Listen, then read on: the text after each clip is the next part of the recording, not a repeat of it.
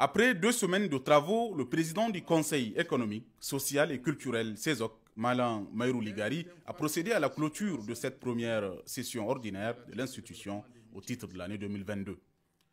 Environnement, agriculture, santé, emploi, économie et finances, transport et coopération bilatérale, bref, plusieurs questions relatives à la vie de la nation ont été examinées par les conseillers de la République. Les commissions thématiques ont passé au peigne fin les communications des ministères sectoriels auditionnés à cette occasion et les contributions de la plénière pour formuler des recommandations et des résolutions fortes et fidèles à nos échanges. Nous tenons à cette occasion, au nom du Conseil, à féliciter et à encourager toutes les institutions et organismes qui nous ont fait l'honneur de présenter à notre plénière des thèmes d'actualité de leurs missions respectives. Les conseillers de la République ont été édifiés et ont formulé des résolutions à l'endroit du CESOC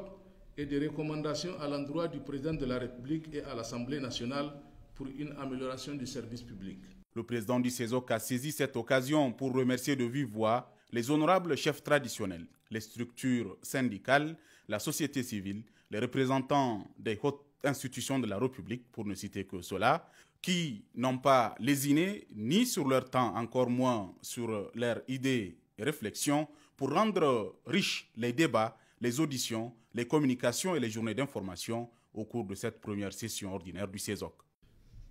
Élus par vos corporations respectives ou représentants des plus hautes autorités de notre pays, vous avez durant cette mandature assuré avec dévouement la mission qui vous a été assignée.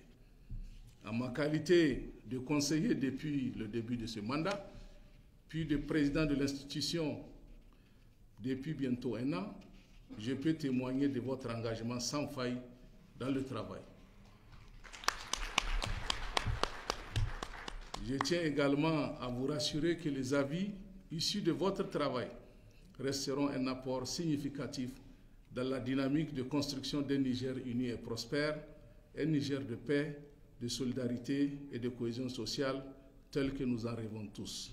Il faut rappeler que la clôture de cette première session ordinaire du Conseil économique, social et culturel coïncide avec la fin du mandat du président de l'institution, Malan Maïrou Ligari.